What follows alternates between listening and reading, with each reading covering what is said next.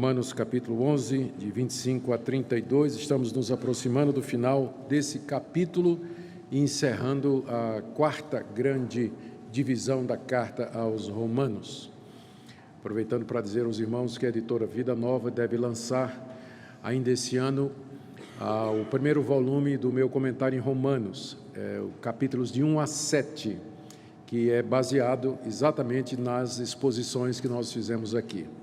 O segundo volume deverá ser do capítulo 8 até o capítulo 16, assim permita Deus. Mas já esse ano saiu o primeiro volume. Vamos ler então, verso 25 em diante.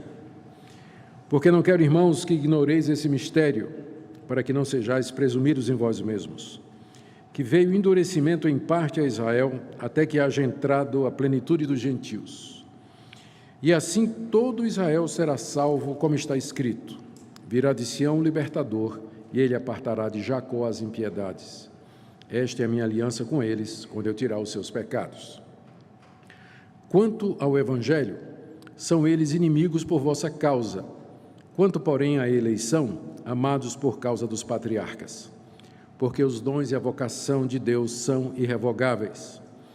Porque assim como vós também outrora fostes desobedientes a Deus, mas agora alcançastes misericórdia à vista da desobediência deles, assim também estes agora foram desobedientes, para que igualmente eles alcancem misericórdia à vista da que vos foi concedida.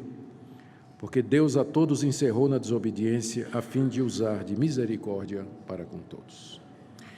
Pedimos, nosso Deus, que ilumine o nosso coração, para que possamos compreender a Tua palavra, e não somente que a possamos compreender, mas que possamos obedecê-la, amá-la e querer segui-la para a Tua glória e para a nossa alegria aqui nesse mundo. Eu peço, Senhor, que cada pessoa que nos assiste, quer presencialmente ou pela internet, receba de Ti a graça de serem tocados pela palavra, iluminados, corrigidos, instruídos e edificados nela. Tudo por amor de Jesus, nosso Salvador. Assim oramos. Amém. Queridos, aqui no capítulo 11 da sua carta, o apóstolo Paulo trata da questão do futuro da nação de Israel dentro do plano de Deus. Desde o capítulo 9 que ele vem falando sobre a nação de Israel. E naturalmente a pergunta é por quê? A resposta é que essa carta foi escrita para a igreja de Roma, que era composta em grande parte por judeus convertidos ao cristianismo e que tinham muitas perguntas relacionadas à nação de Israel. O que é que vai ser do povo de Deus? Especialmente diante do fato de que os judeus, na sua grande maioria, haviam rejeitado a Jesus Cristo. A pergunta é, essa rejeição que eles tiveram de Jesus Cristo, significa então que Deus, em retribuição, não tem mais qualquer propósito com os filhos de Abraão, com a nação de Israel? Eles tropeçaram a ponto de não cair mais? No capítulo 9 da carta aos Romanos, o apóstolo Paulo fala da queda dos judeus, de como eles, de fato, tropeçaram em Jesus Cristo e rejeitaram a oferta do Evangelho, isso dentro dos planos soberanos de Deus. No capítulo 10, Paulo continua tratando desse assunto e diz que a culpa da sua rejeição é da própria nação de Israel, porque os israelitas tinham conhecimento da doutrina da salvação pela graça mediante a fé, porque ela está no Antigo Testamento. Mas eles fecharam os olhos para a graça de Deus revelada no Evangelho, no Antigo Testamento, e tentaram se justificar diante de Deus pela guarda da lei, pelas obras da lei, e, portanto, não alcançaram a redenção. E aí, então, vem a pergunta, isso significa o fim da nação? Isso significa que Deus não tem mais nenhum plano, nenhum propósito para com os descendentes de Abraão? E aqui no capítulo 11, Paulo, então, responde, não, de modo nenhum. A queda de Israel, ao rejeitar o Messias, não significa que Deus os abandonou completamente, por dois motivos. Primeiro, a rejeição dos judeus é apenas em parte, ou seja, não foram todos os judeus que rejeitaram Jesus Cristo, porque dentro dos judeus, Deus tem um número de eleitos, judeus que foram escolhidos por Deus antes da fundação do mundo para serem parte do seu povo dentro da nação de Israel. Então, isso que Paulo chama do remanescente fiel, esses judeus creram na mensagem do Evangelho. Paulo é um desses, é um exemplo vivo disso aí. Ou seja, a rejeição de Israel não é total. Há um grupo de judeus que, através da história, crê no Senhor Jesus Cristo. Mas também, Paulo disse, na última mensagem que nós vimos, que Deus não rejeitou a nação de Israel para sempre. Haverá um tempo em que os judeus voltarão para Deus.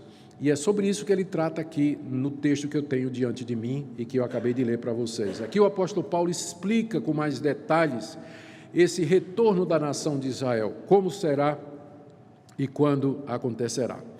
Ele faz isso sob a forma da revelação de um mistério. Veja como ele inicia essa passagem, dizendo no verso 25, porque não quero, irmãos, que ignoreis esse mistério, para que não sejais presumidos em vós mesmos.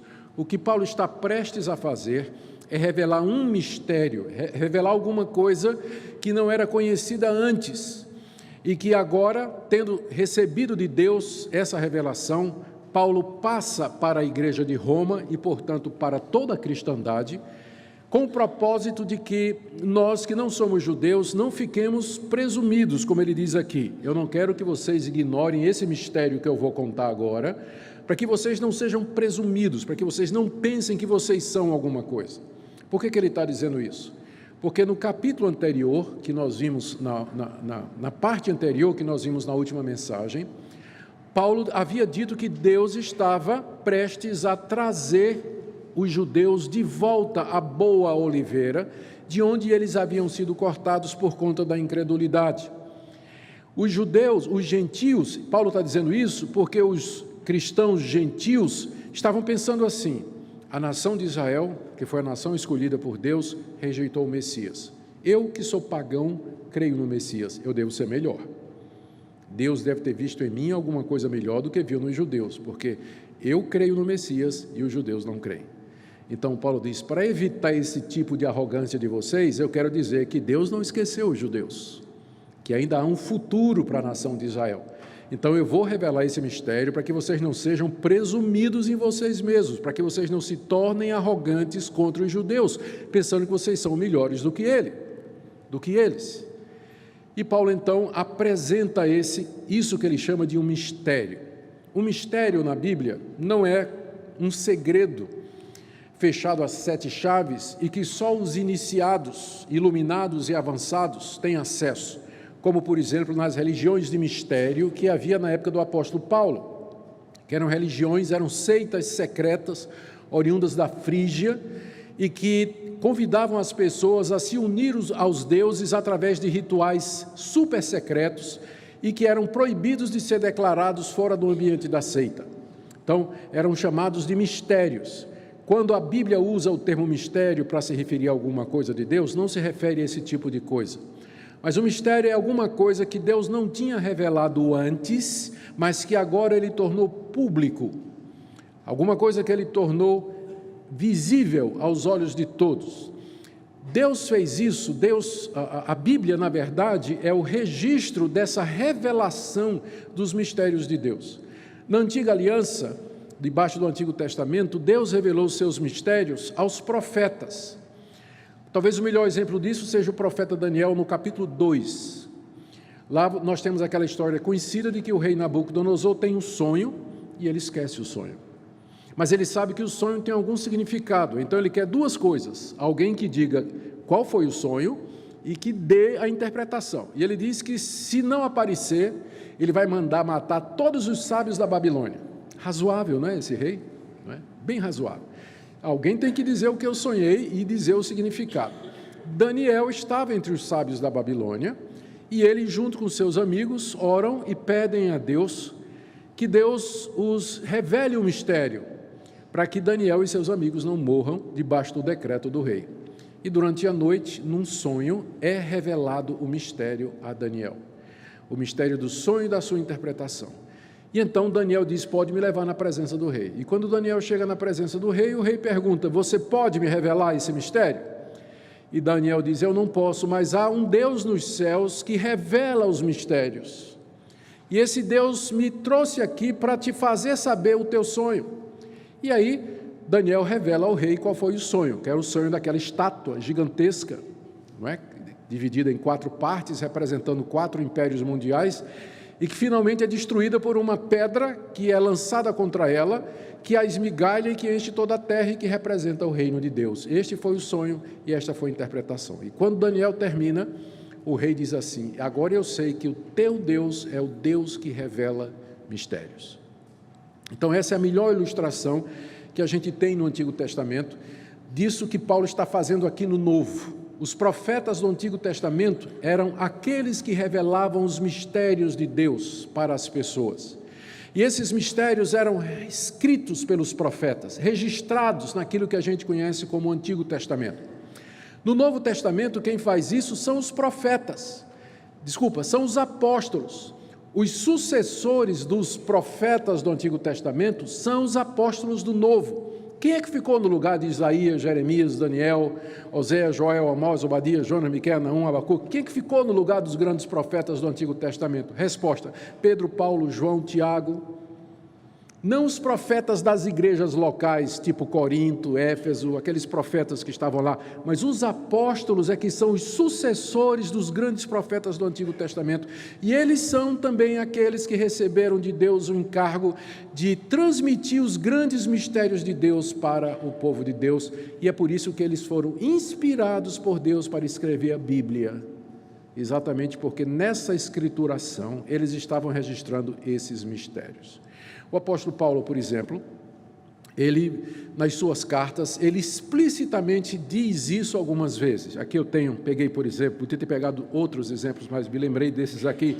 Em 1 Coríntios 15, 21, ele diz assim: meus irmãos, eis que vos digo um mistério, que nós não morreremos todos, mas seremos transformados na vinda de Jesus Cristo. Essa era uma questão: o que é que vai acontecer quando Cristo voltar? Os mortos vão ressuscitar, mas quem estiver vivo? Ninguém sabia a resposta. E Paulo diz: eu vou revelar esse mistério. O mistério é esse, é que quem ficar vivo vai ser transformado imediatamente, não vai passar pela morte. Se Deus não tivesse revelado isso para Paulo, nenhum de nós saberia, ninguém saberia.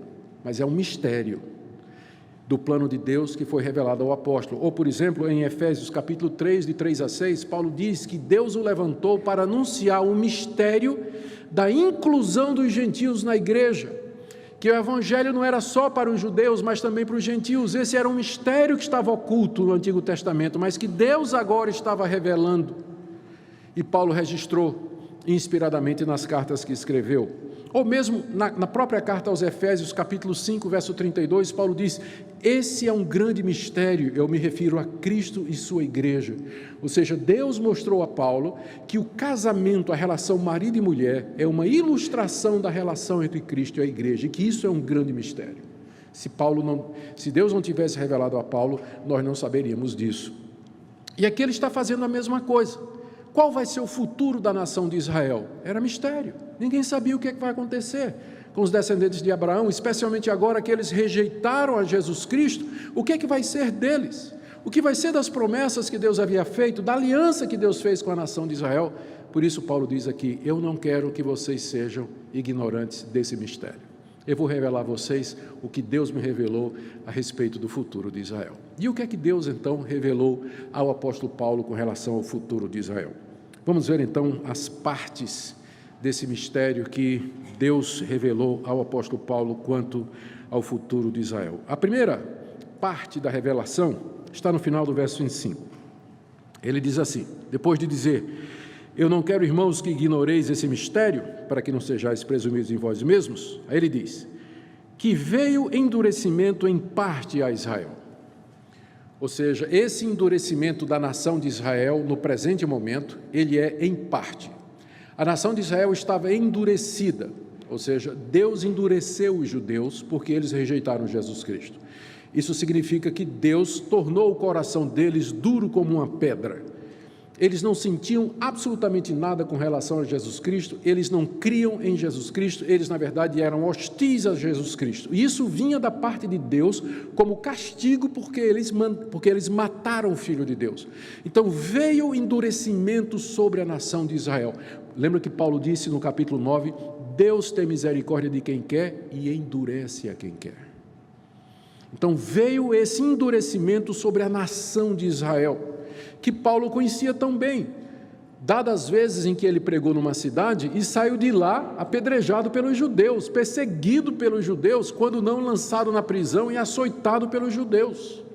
Veio o endurecimento aos judeus como castigo de Deus por haverem rejeitado o Messias. O mistério é que esse endurecimento é em parte, o que significa duas coisas. Não são todos os judeus que foram endurecidos, ou seja, há um grupo pequeno de judeus que creu antes de Cristo, creu quando Cristo estava aqui e crê até o dia de hoje. Tem judeus que continuam crendo, mas o número deles é muito pequeno, por conta desse endurecimento que Deus trouxe sobre a nação como juízo pela rejeição do Messias. Então, mas o mistério isso é em parte, ou seja, não é a nação toda, mas um grupo remanescente fiel, eleito pela graça, crê no Messias. Quando Paulo diz que o endurecimento é em parte, significa também que não é para sempre, mas que é durante um tempo, que não vai ser eternamente, que Deus não desistiu completamente dos judeus, mas que haverá um tempo em que Deus vai se voltar outra vez para os judeus em graça e misericórdia. E aqui que vem o segundo ponto do mistério, é que esse tempo em que Israel vai estar endurecido, é até o que Paulo chama no final do verso 25, até que haja entrado a plenitude dos gentios. O que é a plenitude dos gentios? Primeiro, o que são os gentios? Eu sei que todo mundo sabe. Gentio é quem não é judeu, as gentes. Era assim que a nação de Israel se referia aos outros povos, as gentes, goim, né, no hebraico, os povos, né, que não são a nação de Deus, não são o povo de Deus. Então nós somos gentios com relação aos judeus, nós não somos judeus. Quando Paulo diz que a plenitude dos gentios vai entrar, ele está dizendo que vai chegar um momento em que aquele número de eleitos entre os gentios vai se completar. E os eleitos, que Deus predestinou antes da fundação do mundo, de entre todas as nações, eles entrarão no reino de Deus. Eles estão entrando agora, enquanto Israel está endurecido, os judeus não creem, os gentios estão crendo. E o evangelho vai avançando no mundo, vai crescendo, mais e mais gentios vão crendo no Senhor Jesus Cristo, até chegar o número deles, o número completo que Deus já tem e que Deus sabe porque Ele já determinou.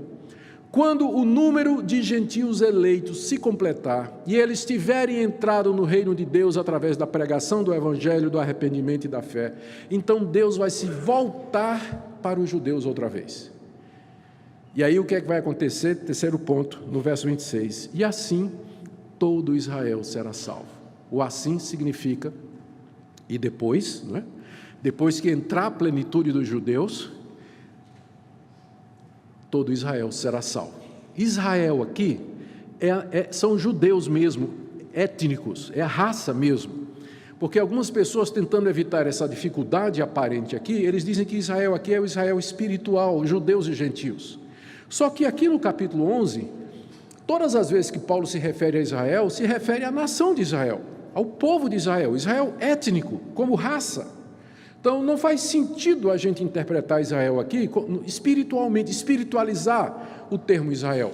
Israel aqui se refere àquela geração de judeus que estará viva quando o número dos gentios se completarem.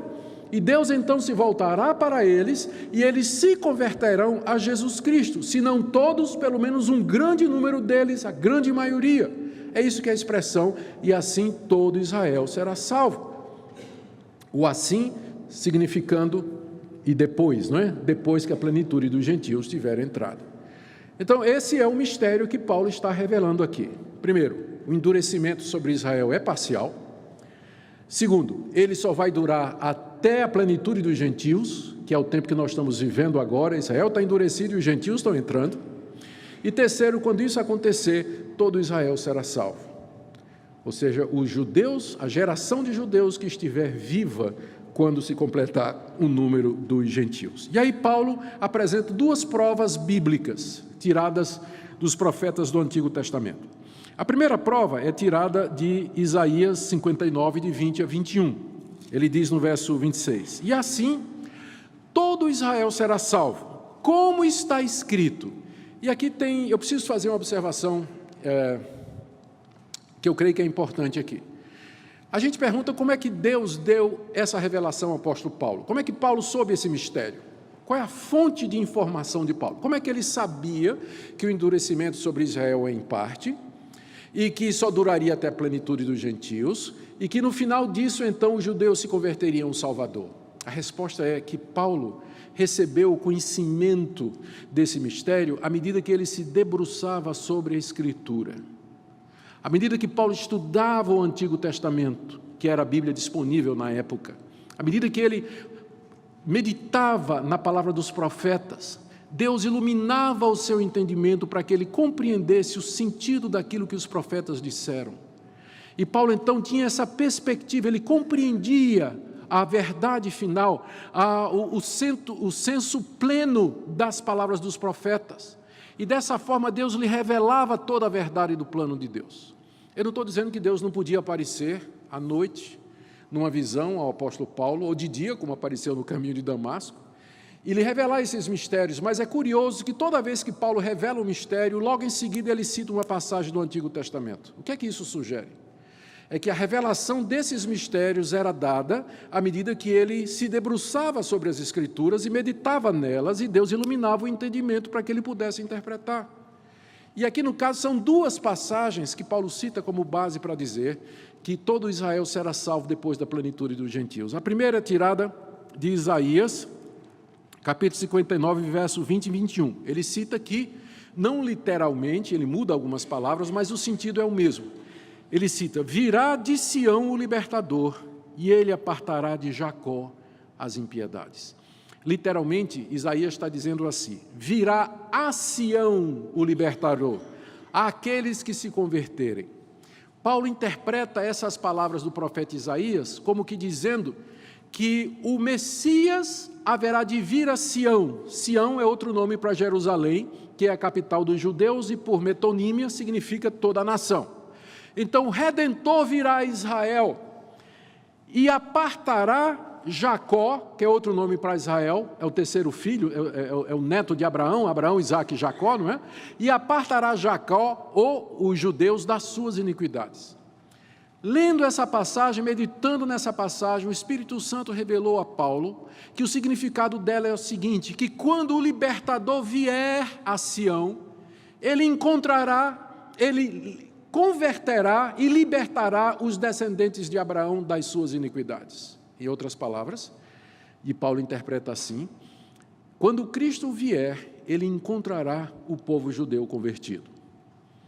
Os judeus terão se convertido e estarão esperando a vinda do libertador.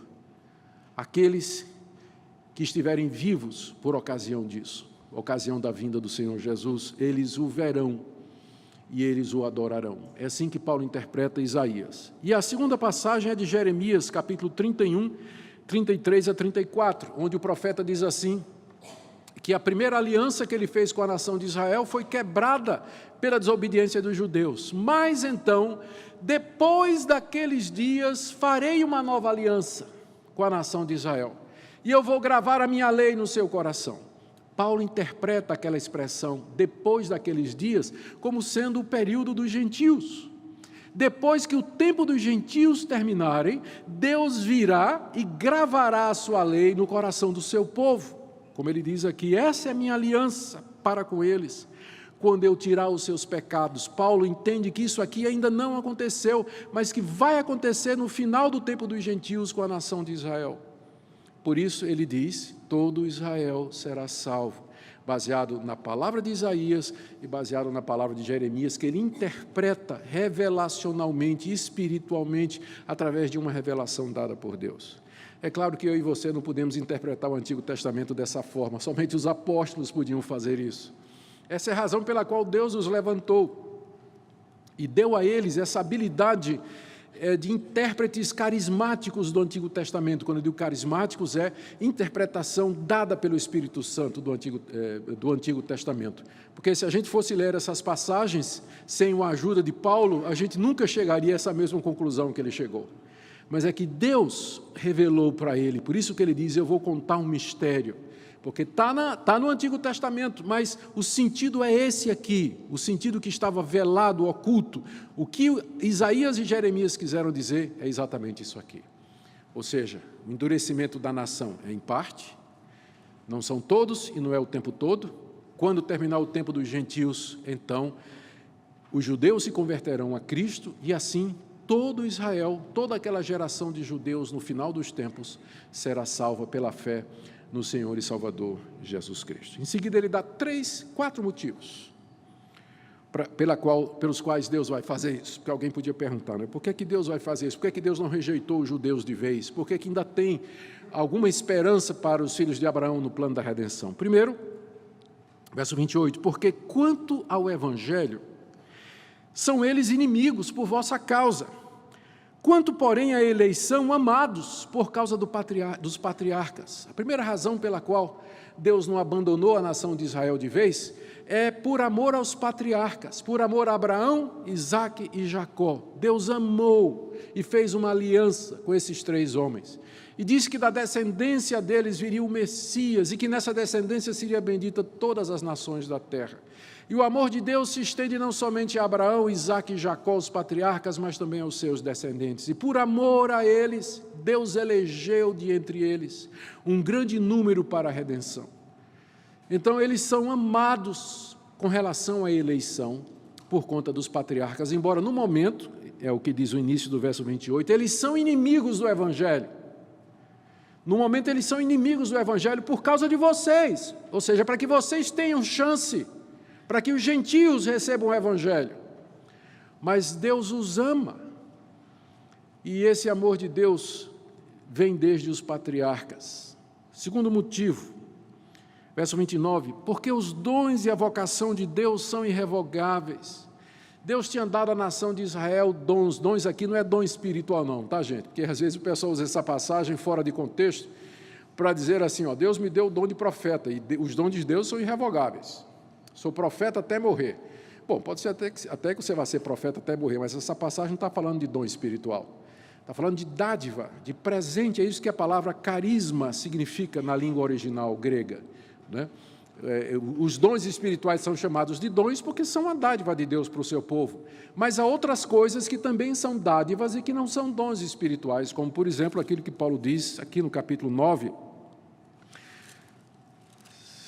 a partir do verso 4, quando ele se refere aos judeus e da dor que ele sente porque os judeus não se converteram, ele diz, são israelitas, olha os dons que Deus deu aos filhos de Abraão, pertence-lhes a adoção, também a glória, as alianças, a legislação, o culto, as promessas, os patriarcas e deles descende o Cristo.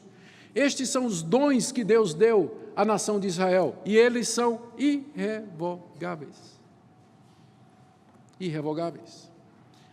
O chamado de Deus, a vocação de Deus, também está no verso 29, é irrevogável. Deus chamou Abraão e os seus descendentes para ser uma bênção para todo o mundo, e ele não pretende mudar de ideia. Por enquanto, a nação de Israel está endurecida, mas Deus vai se voltar para eles no final dos tempos, quando terminar o número dos gentios, e eles se converterão em grande número e serão uma grande bênção para todo o mundo, como Deus planejou desde o começo. Terceira razão pela qual Deus fez isso. Está no verso 30, 31, ou seja, que Deus vai usar de misericórdia com os judeus, da mesma forma que usou de misericórdia com os gentios. Verso 30, porque assim como vós também outrora fostes desobedientes a Deus, mas agora alcançastes misericórdia à vista da desobediência deles, assim também estes agora foram desobedientes, para que igualmente eles alcancem misericórdia à vista da que vos foi concedida. Parece meio confuso, mas na verdade é muito simples. O que Paulo está dizendo para os gentios, a quem ele escreve, é o seguinte, vocês eram desobedientes, vocês eram pagãos, vocês viviam na imoralidade e na idolatria. Entretanto, apesar da desobediência de vocês, Deus mostrou misericórdia, permitindo que o Evangelho chegasse até vocês. Vocês ouviram as boas novas, e mais do que isso, Deus moveu o coração de vocês, Deus iluminou o entendimento de vocês. Vocês creram no Messias, embora vocês não fizessem parte do povo eleito de Deus, a antiga nação de Israel, quis dizer isso, embora vocês não fizessem parte do povo com quem Deus fez uma aliança, entretanto, Deus estendeu misericórdia a vocês quando vocês eram desobedientes. Ora, Deus vai fazer a mesma coisa com os judeus agora são desobedientes. Eles estão endurecidos, eles continuam a não crer no Messias. Então, da mesma forma que Deus usou de misericórdia com vocês, quando vocês eram desobedientes, Deus também no futuro vai usar de misericórdia com os judeus à vista da desobediência deles no presente momento. E Deus faz tudo isso, quarto motivo, verso 32. Deus encerrou a todos na desobediência, a fim de usar a misericórdia para com todos. A palavra encerrar significa literalmente fechar com chave. A figura é de jogar alguém numa cela e trancar por fora com a chave. Algumas traduções já trazem aprisionar ou fazer prisioneiro aí. Porque é isso que a palavra encerrar significa. Deus aprisionou a todos debaixo da obediência. Quem são todos aqui? Todos aqui é tanto judeus como gentios. E o que é que significa que Deus aprisionou na desobediência tanto os judeus como os gentios? Significa que Deus os julgou, Deus os condenou, Deus decretou a prisão deles e a condenação deles por conta do pecado de Adão e Eva e por conta dos seus próprios pecados. É uma descrição da raça humana. Nós aqui somos descritos como prisioneiros numa cela, trancados por fora, esperando o momento de passar pelo corredor da morte, no final do qual nos espera a forca ou a guilhotina, ou o pelotão de fuzilamento. Estamos encerrados como prisioneiros por conta da nossa desobediência. E aqui todos significa, quer os judeus, quer os gentios. Esse é o assunto que Paulo tratou no capítulo 1 e 2, mostrando a culpa dos gentios e a culpa dos judeus, respectivamente. Aqui, em resumo, ele está dizendo isso. Por que Deus, então, encerrou a todos debaixo da mesma desobediência, judeus e gentios? Resposta: a fim de usar de misericórdia para com todos. Quando um judeu se converte, é misericórdia. Não é porque ele guardou a lei de Moisés, não. Não é porque ele praticou a lei de Moisés, não, porque ele também está encerrado debaixo da desobediência. Quando um gentio se converte, não é porque ele é uma pessoa moral, que fez boas obras, ou que tem algum mérito diante de Deus, não, é misericórdia também. Deus encerrou todos, judeus e gentios, debaixo da desobediência, para que a salvação seja pela graça. E essa passagem, ela nos ajuda muito a acabar com aquele mito, com aquela teologia errada de que Deus tinha dois planos de salvação. Um para o judeu no Antigo Testamento e um para o cristão no Novo Testamento. No Antigo Testamento o judeu se salvava pela lei, no Novo Testamento o cristão se salva pela graça, pela fé. Isso é uma heresia. O ensino bíblico é claro, Deus encerrou todos, judeus e gentios, na desobediência, para que usasse de misericórdia para com todos. O judeu no Antigo Testamento, ele era salvo pela misericórdia de Deus, quando ele olhava para o altar, para o sacrifício de animais, ele cria no Messias que haveria de vir e cujo sangue seria derramado pelos seus pecados. E ele era justificado pela fé no Messias que haveria de vir. Hoje nós olhamos para a cruz e cremos e somos justificados pela fé no Messias que já veio há 2000 anos atrás. Em ambos os casos, fé é requerida. Deus encerrou todos debaixo da desobediência para que usasse de misericórdias para com todos. Para que no final a glória fosse de quem? De Deus. Aqui você tem o final do plano de Deus. Aqui você tem a razão pela qual Deus fez tudo isso. A entrada dos gentios, a incredulidade dos judeus, endurecimento parcial, a plenitude dos gentios, a vinda de Cristo. Por que tudo isso? E a resposta está aqui, para que no final Deus usasse de misericórdia e a sua glória fosse manifesta diante de anjos e de homens. Porque é pela graça que sois salvos, por meio da fé. Isso não vem de vós, é dom de Deus. Eu quero tirar algumas conclusões, queridos, terminando aqui a nossa mensagem nessa noite. Algumas lições que são derivadas desse texto. A primeira delas é que fica claro aqui que esse período de revelação dos planos de Deus já se encerrou. Já se encerrou. Deus já revelou os mistérios, e esses mistérios foram revelados aos profetas do Antigo Testamento, aos apóstolos do Novo, que escreveram a Bíblia. A Bíblia é o registro infalível da revelação dos mistérios de Deus. Aqui nós temos o mistério de Cristo, Aqui nós temos o mistério da inclusão dos gentios. Aqui nós temos o mistério do futuro de Israel. Aqui nós temos o mistério da segunda vinda. Aqui nós temos o mistério do propósito eterno de Deus na eleição e na predestinação. Está tudo revelado aqui. A segunda lição, então, é que cabe a nós estudar a Bíblia. Cabe a nós pesquisar a Escritura para conhecer esses mistérios, entendê-los e aplicar à nossa vida. Portanto, pastores, pregadores e mestres que Deus levanta na igreja, a função deles não é trazer novos mistérios, não é revelar novos mistérios, porque esse período acabou. Mas o papel do pastor é ensinar a revelação desses mistérios à igreja, que os apóstolos e profetas já revelaram, como eu fiz essa noite aqui. Não trouxe nenhuma revelação nova, mas eu expus a revelação do mistério de acordo com o apóstolo Paulo. Essa é a função dos pastores.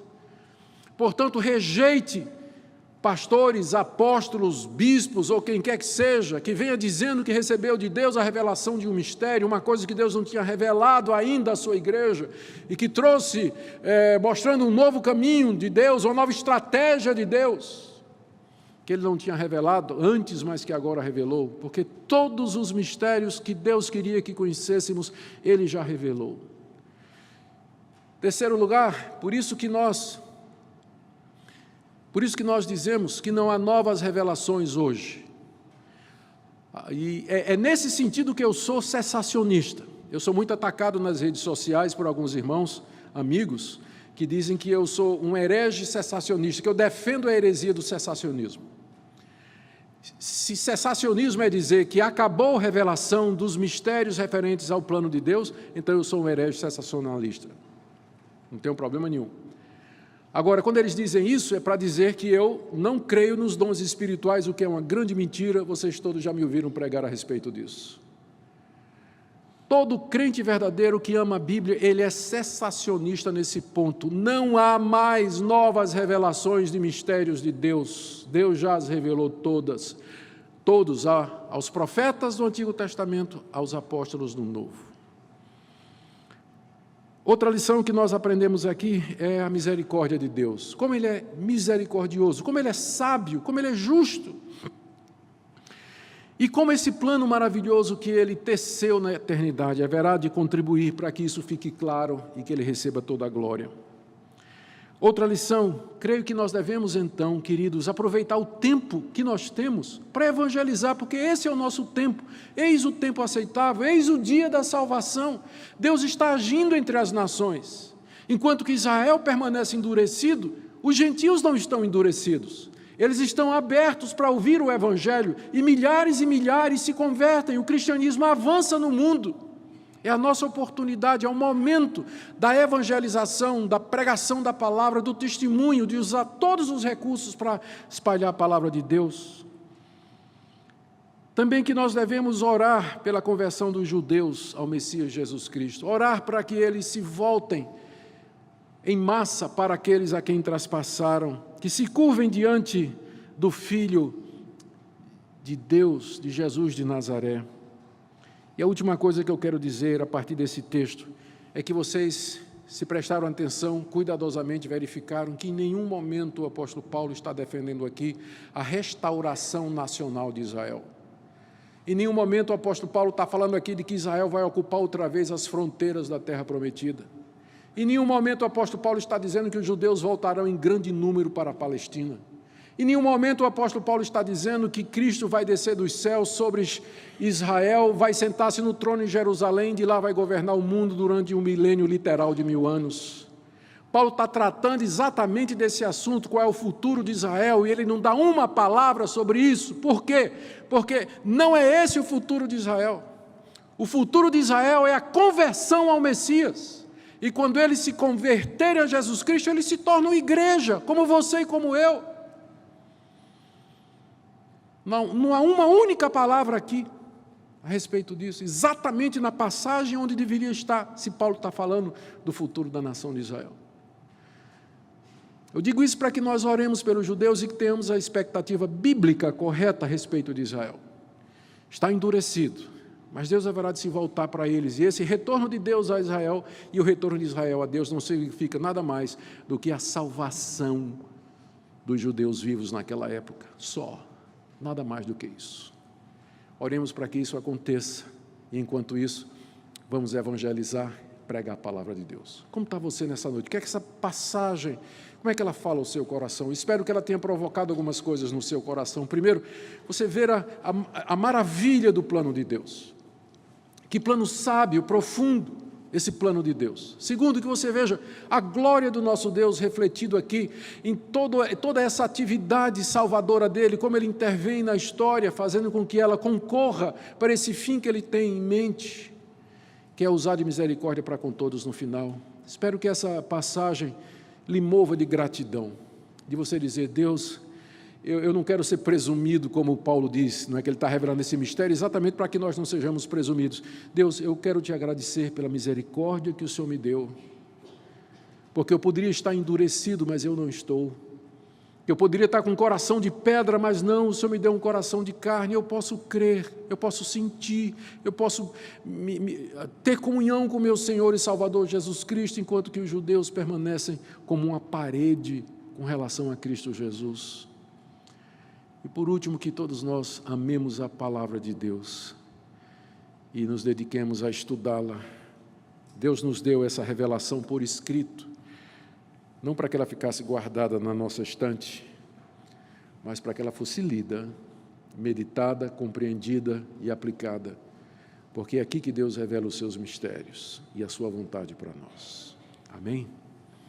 Oremos. Te damos graças, ó Deus, pela tua sabedoria, pelo teu plano maravilhoso. Te damos graças pela tua misericórdia. Te damos graças porque estendeste a tua compaixão a nós, gentios. Te damos graças porque temos a oportunidade de viver nesse tempo da história em que tu estás completando o número dos eleitos entre as nações. Dá-nos graças de contribuir através da evangelização para que esse número chegue logo. Pedimos pelos judeus, pela conversão deles, pelo arrependimento deles, para que eles se voltem para aquele a quem traspassaram. Senhor, ouve a nossa oração, pois nós fazemos em nome de Jesus. Amém.